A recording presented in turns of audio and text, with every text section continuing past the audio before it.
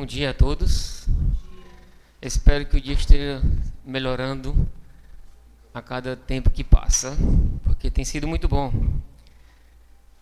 Desde o dia em que eu lembro que eu comecei a frequentar as reuniões do caminho, o meu crescimento tem sido constante. Aliás, os meus encontros na minha busca por espiritualidade nunca tem parado. E o encontro com o caminho tem sido mais um passo na busca de um crescimento de uma espiritualidade saudável. Então esse é um processo de caminhada que eu tenho exercido não só no caminho, mas na vida, né? Que espiritualidade é algo que, para quem busca e deseja, é um caminho de crescimento, de maturidade, de vida saudável. Eu sempre digo, às vezes, para Raquel, minha esposa, que é preciso também aprender a malhar a mente. Que a gente malha muito o corpo, né? Buscando a performance, e é bom também malhar o corpo, buscando a saúde do corpo. Mas malhar a mente é bom. Cuidar da mente, cuidar do espírito é muito importante. É o que se chama de saúde integral, né? Às vezes cuida muito do corpo e esquece da mente. E principalmente do espírito, que é o que poucas pessoas, infelizmente, negligenciam, né? E hoje eu queria falar sobre o tema Jesus, o Salvador do Mundo, mas antes de começar a falar sobre esse tema, que é um tema que eu já falei sobre várias vezes, não aqui, mas de muitas outras óticas. Talvez hoje eu vou falar de mais uma ótica, diferente das que eu já falei de muitas vezes. E é um texto áureo da Escritura. Está em João capítulo 3, aquele conhecido encontro de Jesus com Nicodemos.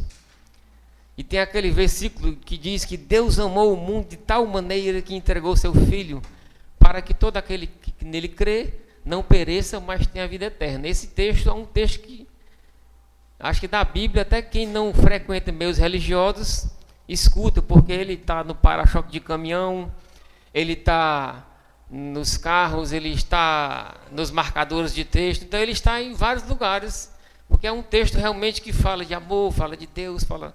Então é um texto muito universal. Está nos calendários, né? Então ele é tirado desse contexto da conversa de Jesus com Nicodemos, e eu queria discorrer um pouco sobre ele, no que Deus falou comigo nesse contexto da minha vida, que eu falo geralmente do que tem falado a minha vida. E vamos tentar ver, mas na fala é a conversa, é o diálogo, né? A conversa de Jesus com Nicodemos. Vamos tentar assistir e ouvir um pouco.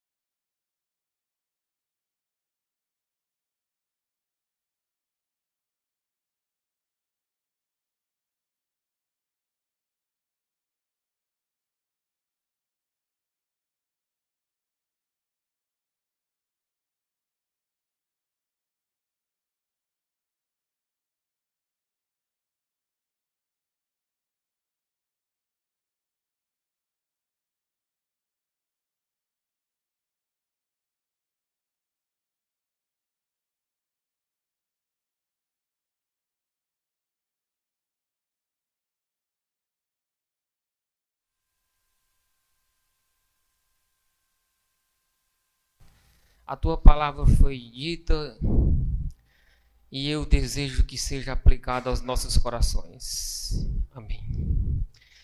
Meus amigos, eu confesso que toda vez que eu assisto esse vídeo, eu sou tomado assim de uma alegria muito grande. E fico até emocionado. E quando eu estava preparando esse texto, essa mensagem, a alegria tomou muito conta de mim, sabe? E algumas indagações também me tomaram, e questões também me foram surgindo quando eu comecei a pensar nesse encontro de Jesus com Nicodemos, a partir do meu desenvolvimento também de caminhada espiritual. E foram surgindo várias inquietações que, para quem deseja seguir uma espiritualidade verdadeira, acredito que seja bom levar em conta isso. Mas antes de chegar nelas, nós temos aí nessa narrativa um encontro de uma pessoa chamada Nicodemos. Para quem conhece da Escritura, sabe que Nicodemos não era uma pessoa leiga. E quem não conhece vai ficar sabendo agora. Nicodemos não era uma pessoa leiga. Não era um menino que entrou ontem na religião. Ele já era uma pessoa instruída. Ele já conhecia de muito da religião. Ele era um fariseu, ele era uma pessoa instruída. Diz o texto que ele era um dos principais, era um líder. Chamava de príncipe, chamava de principais, algumas versões chamam de líder. E eu não trouxe a minha Bíblia, é interessante pegar essa versão aqui, que é na linguagem de hoje, ela tem uma sacada muito massa. Ela tem uma tradução muito legal, muito legal. Diferente das nossas traduções de Almeida, que são praticamente a mesma, a gente é acostumado a trazer elas, e ela vai trazer algumas traduções interessantes. Mas Nicodemos, ele era um cara da religião. Ele era um cara que tinha um padrão fariseu, então ele se comportava da maneira de fariseu. E a primeira coisa que eu achei interessante nesse texto é que, e tomando por conta a vida de Jesus, Jesus não era aquele cara que andava atrás de gente da religião para convencer. É algo importante. Por mais que Jesus fosse a verdade, encarnasse o Espírito da verdade, e é interessante que João vai dizer isso, o verbo estava com Deus no princípio, o verbo se encarna nele, mas ele não sai com a prepotência de querer convencer as religiões, porque naquela época existia fariseu, saduceu, essênios, grupos religiosos. Quem vai ao encontro de Jesus é Nicodemos. Nicodemos viu que nele havia algum sinal de Deus. Jesus chama a atenção, ou seja, a verdade chama, e lá na frente Jesus vai dizer, quando esse filho do homem for levantado, ele atrai. A verdade não é imposta, a verdade atrai, é diferente. A verdade do evangelho não é imposta, não é enfiada goela abaixo. A verdade atrai. Jesus, por onde passava, nós vemos no evangelho, ele atraía as multidões. É diferente. Então a verdade do evangelho não é imposta. Ela não é enfiada goela abaixo. É diferente. Então, Nicodemos viu, olha, tu só pode vir da parte de Deus, porque eu vejo que tu és mestre e alguns sinais te acompanham. Então, ele vai dizer que ele enxerga em Jesus algo diferente. Então, a verdade que Jesus carrega é da não imposição, mas ela carrega olhares, ela atrai pessoas. Já é uma diferença da religião.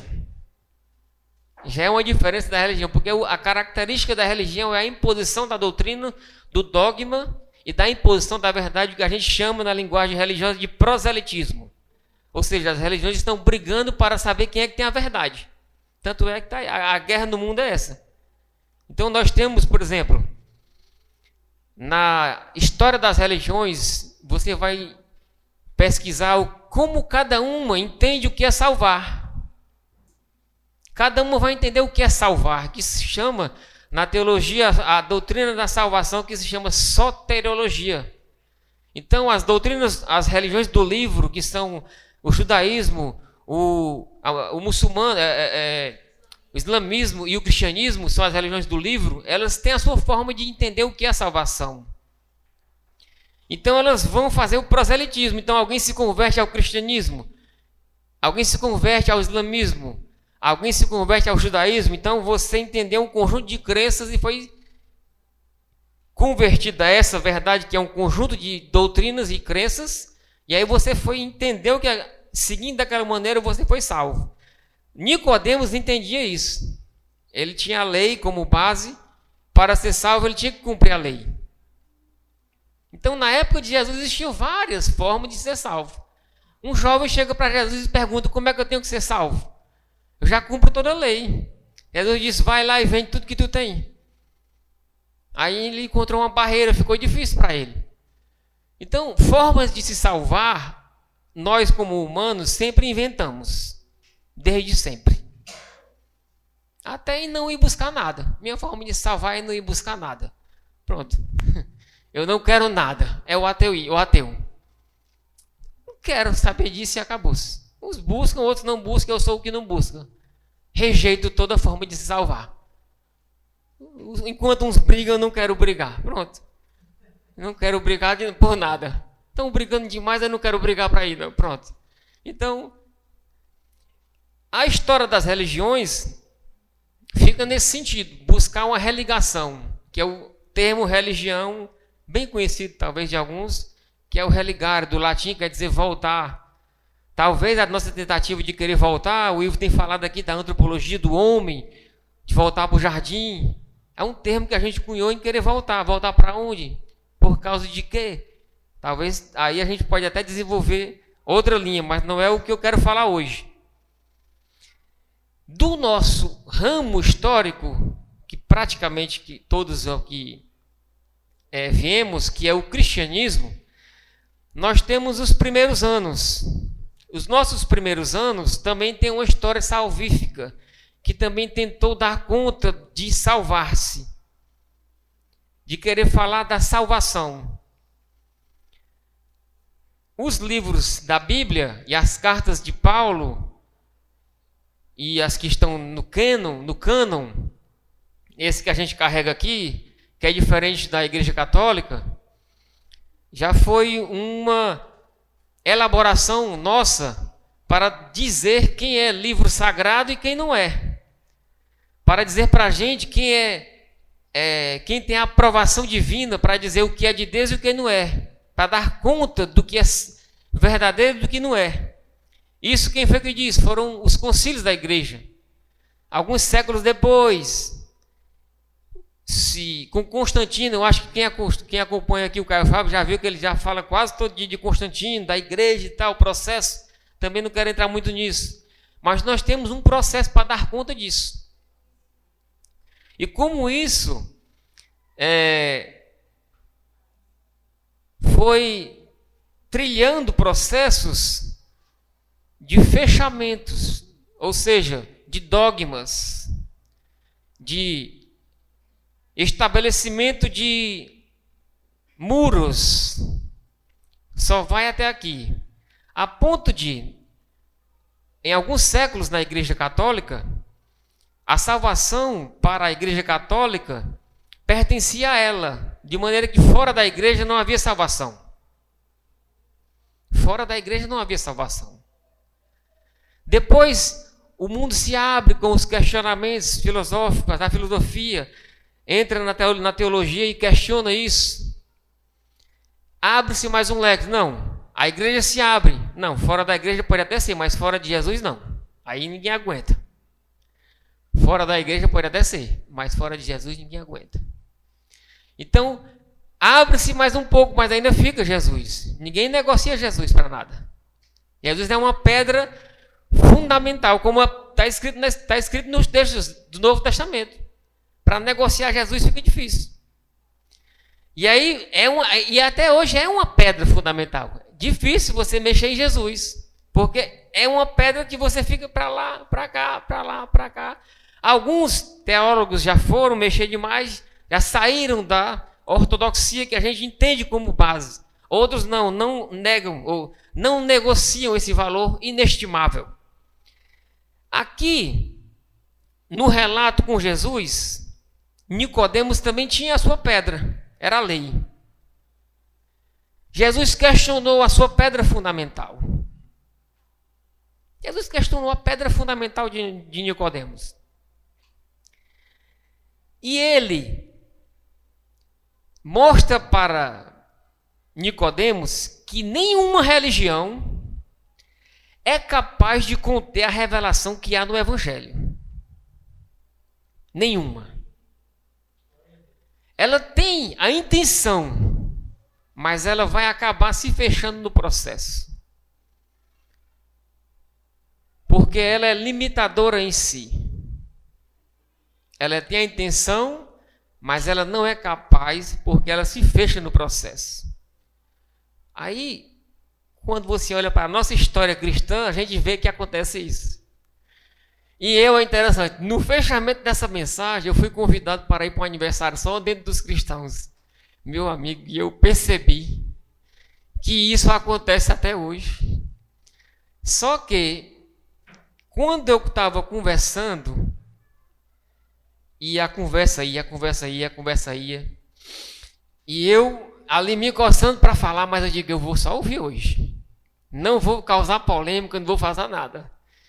E a conversa ia, quando Jesus ia salvar, ele fechava a porta. Eu dizia, aí eu ficava, meu Deus, mas deixa Jesus salvar. Aí o cara falava, mas quando Jesus ia salvar, tinha uma condição.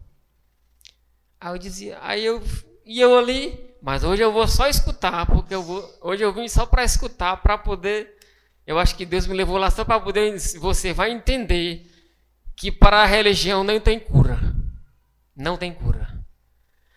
Por isso Jesus disse, se não nascer de novo, não pode ver. Não pode ver. Tem que quebrar esse ciclo, porque a religião é um muro construído, é humano. E o evangelho não é dessa terra, não é desse mundo, meu irmão. É um processo impossível. Enquanto a gente está, é como se fosse uma doença mental. Assim, num processo onde fica um ratinho rodando. Ele quer sair daquela roda, mas ele não consegue. É preciso um nascer do alto. Jesus vai dizer, se não nascer do alto, se não nascer de novo, ou seja, se não tiver o toque do Espírito, vai construir um muro de separação. E o evangelho sempre é quebra, sempre é um novo mover, sempre é uma novidade de vida. É diferente. E aí, nessa conversa com Nicodemos fica atordoado com Jesus, porque algumas vezes ele pergunta, Jesus, na conversa, Jesus disse assim, vamos aqui para o versículo, agora vamos aqui entrar no texto. João capítulo 3.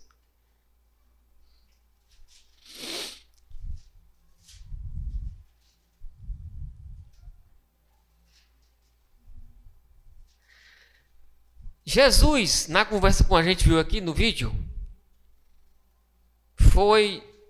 Nicodemos foi ter com Jesus de noite, para manter a sua reputação, porque era um homem muito religioso. Então, um encontrozinho à noite era melhor, para poder, né? Vamos encontrar com esse cara, que esse cara é meio diferentão. É um garotão de 30 e poucos anos, entendeu? Já é mestre, mas é muito sabido, inteligente. Eu vou me encostar nele aqui para fazer umas perguntas, né? Porque um cara desse aqui, vou encostar perto desse cara para ver o que é que dá. E aí Jesus chegou perto de Nicodemos e Jesus soltou logo rapaz, se tu não nascer de novo, tu não vai ver não. Aí, olha, imagine só, é porque a gente já tem uma construção toda do que é nascer de novo. Pra gente nascer de novo, aí já vem. O que é nascer de novo? É se tornar uma nova criatura. E uma nova criatura é uma construção toda neotestamentária doutrinária, meu amigo. A gente já sabe todo o que é, gente. Tá fácil pra gente nascer de novo. Fácil de conceito. Aí a gente vai tudo paulinamente respondendo que é nascer de novo. Ó, desconstrui isso, pode desconstruir. Não é o que o Evangelho diz, é paulinamente a gente já está todo construindo. É de ser nova criatura, é não sei o que, não sei o que, é ser regenerado, é não sei o que. Tudo doutrinas teológicas que a gente aprendeu. Na mente de Nicodemo, meu amigo, era isso mesmo. Nascer de novo, será que eu vou entrar de novo na barriga da mulher? É óbvio, é natural esse pensamento. Ele nunca entendeu o que era, que Paulo nem tinha nada no esquema aqui não. Na cabeça dele era isso mesmo. Agora, o que é nascer de novo, meu amigo? O que é nascer de novo? Aí eu fiquei pensando para mim, será que eu já nasci de novo?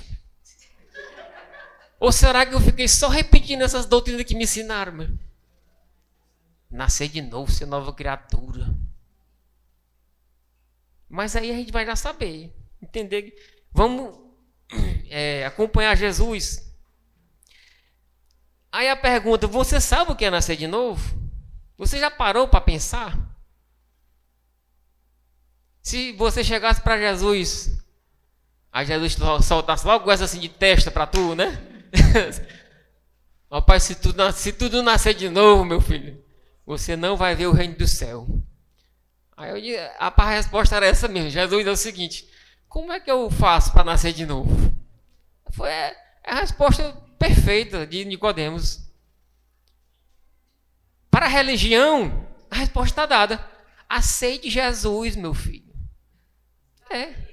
Se batize. Venha congregar conosco. Participe das atividades da igreja. Deixe de beber. Deixe de fumar. É uma vida moral consertada. Como eu ouvi passei a noite toda ouvindo ontem. A pessoa tem que aceitar Jesus para ir para o céu, meu amigo. Tem que se converter dos seus maus caminhos. Tem que fazer por onde? É um mérito. Existe um mérito. A salvação está implícita lá. Foi ensinada, está na base. Existe algo para ser. É uma negociação, é uma barganha na linguagem do Caio. Existe algo para a gente fazer para ser. Só que ela se desemboca como uma barganha. E a neurose está tão grande, você enxergando ali, só escutando. Mas a pessoa fala uma coisa, diz, faz na frase seguinte e não nota.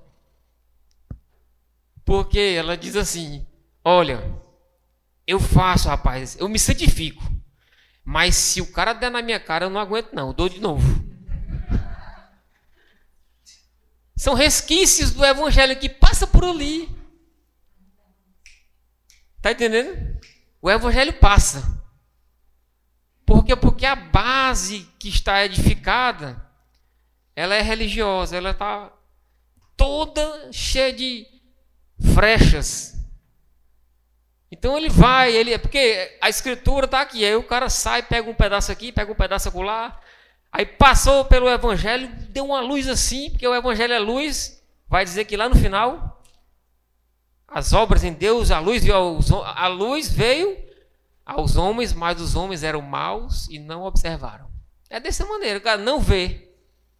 Aí fala, tenta se justificar, a maldade vem, a luz vem, ele não enxerga, aí tenta se justificar de novo, aí vem aquele ciclo horrível da religião, querendo se justificar, mas vê que não dá, e aí vai. E aí Nicodemos fica perturbado. Como pode um negócio desse? Imagina a angústia. Aí eu também me angustiei, eu dizia, agora sou eu. Nicodemos se angustiou, e agora eu também, porque eu também não sou um cara leigo. Já sou da religião há algum tempo, e agora Jesus também perguntou para mim, você está na mesma situação de Nicodemos. Chegou perto de mim, agora tome, né? Já está na religião há algum tempo. E agora, meu filho? Você, para ver o reino de Deus, você precisa nascer de novo. Você quer aprender como é que nasce de novo? E Jesus fala algo muito interessante, meus amigos, muito interessante. Aqui no versículo Essa Bíblia aqui ela é meio interessante. Mas é quando ele vai falar do vento.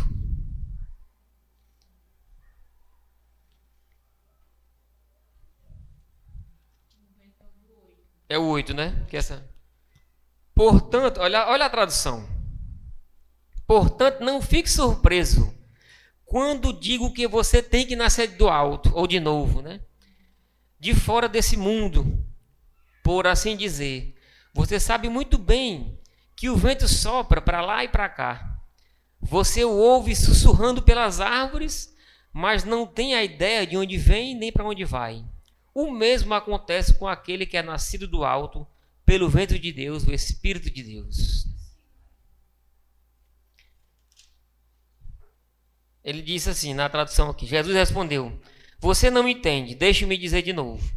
A não ser que alguém se submeta a essa criação original, a criação na qual o vento pairava sobre as águas. E aqui ele já está puxando uma coisa lá da frente, né?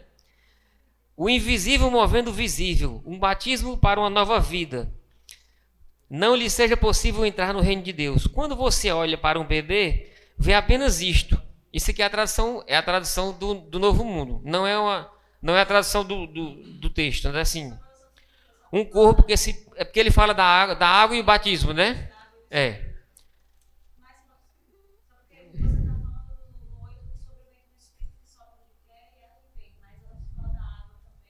Ele faz uma comparação da água.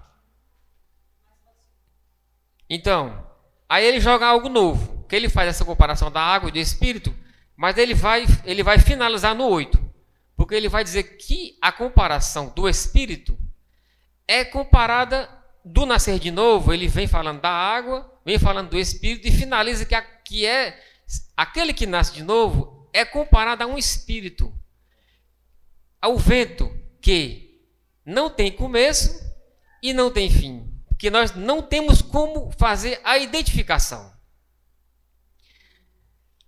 Há um vento livre, há algo que é insondável, há algo que é intangível, há algo que é incompreensível. E isso é o que mais incomoda a religião. A falta de medida. Por isso que ela fecha. Por isso que há as convenções. Você só pode ir até aqui. Você só pode ir até aqui. Jesus disse, olha, não há como você saber. Por isso Jesus disse, não tem como separar o joio do trigo. Não se meta nessa, meu amigo. Não se meta nessa. O espírito é livre. A religião tem pavor a espírito livre. Mas Jesus disse, e Paulo falando pelo Espírito disse, aonde há o Espírito do Senhor, aí há liberdade. Jesus joga outra pancada em Nicodemos. Só nasce, ou só tem possibilidade de um novo nascimento quem está disposto a se entregar a um espírito livre. Quem gosta de se entregar a redomas ou a rebanhos presos que não deem a possibilidade de liberdade, esse é o que tem propensão à religião. Tem medo. Por isso que pelo medo a religião pega. Mas o Espírito deixa livre. E a liberdade nós já vimos aqui para que é. O Ivo tem falado muitas vezes sobre isso. E Nicodemos, com essa resposta de Jesus, fica espantado. Como pode isso? A resposta dele é interessante. Olha o que é que ele vai dizer. E Nicodemos perguntou, o que o Senhor quer dizer com isso? Como é que acontece? A religião quer saber como. Como é que acontece esse negócio? Porque dá um pavor. Dá um pavor saber que existe algo que vai para além. Ela não suporta. E aí Jesus disse, olha, mostra a ineficiência. Há uma ineficiência na religião perante a revelação do Evangelho. Porque o Evangelho vai para além dos muros e a religião quer conter. E aí Jesus faz a comparação com Moisés. E é interessante aqui, Jesus pega algo que estava na mentalidade religiosa de Nicodemos para trazê-lo para si. Porque o evento de Moisés estava na consciência de Nicodemos. E para quem não sabe, lá em Números 21, aconteceu um evento e o povo de Israel estava arrependido porque tinha pecado contra Deus, porque tinha murmurado, porque Deus tinha tirado do Egito. E aí tirou para quê? Só para a gente morrer de fome aqui e tal. E depois se arrependeram e pediram para Moisés perdão. E aí Deus disse para Moisés: constrói lá uma serpente de bronze ou de metal. E aquele que olhar para a serpente será, o que for picado pelas cobras será sarado. E a didática de João aqui é interessante. Olha, assim como o Filho do Homem foi levantado, assim como a serpente foi levantada, o Filho do Homem foi levantado, aquele que crê também fez a didática do perdão, da cura. E aí Jesus traz Nicodemos para si. E logo em seguida,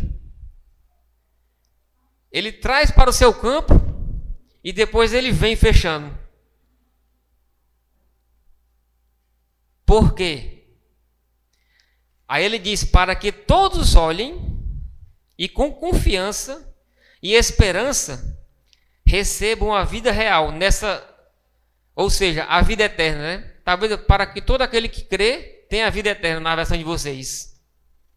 Jesus já vem trazendo um evento de longe, e João, talvez aí para aqueles que ele quer alcançar, trazendo um evento do Antigo Testamento, mostrando aos seus leitores de que Jesus seria aquele que, quando fosse levantado na cruz, teria aquele olhar, e quem olhasse para ele poderia alcançar o perdão pela fé. Assim como lá no passado, ele pegou um evento e deu um significado novo para frente. E aí depois ele vem: porque Deus amou o mundo de tal maneira para que todo aquele que nele crê não pereça, mas tenha a vida eterna. E o 17, por quê? Porque Deus, eu queria que alguém lesse na versão de vocês, mas eu vou ler na minha aqui, ó. Deus não se deu ao trabalho de enviar seu filho apenas para poder apontar dedo acusador e dizer à humanidade como ela é má. Olha aí. Hein? Só não quer, né? Só não entende que não quer, né? Aí, ele veio para ajudar, para pôr o mundo nos eixos outra vez. Meu amigo, aí é... Rapaz, se não entender, meu amigo... Aí Jesus falou isso para Nicodemos. Por quê? Por que, Nicodemos? Porque a fundamentação é toda numa só. Porque existe um princípio que tudo começou por amor. Porque tudo começou por amor e houve uma entrega por amor. Trouxe ele lá do campo dele, por uma significação do passado, mostrou para ele que tudo começou por amor. E o amor não condena, pelo contrário, ele salva. O amor não condena, ele salva, ele resgata. E você pode pegar isso e você aplique na vida de Jesus todinha para você ver se ele faz o contrário. Se a aplicação do amor de Jesus é para condenar alguém. Porque Jesus não é o salvador de um só, é o salvador de todo mundo. Por isso que se diz: Deus amou o mundo de tal maneira. E eu queria que você ficasse de pé, para a gente finalizar com uma canção.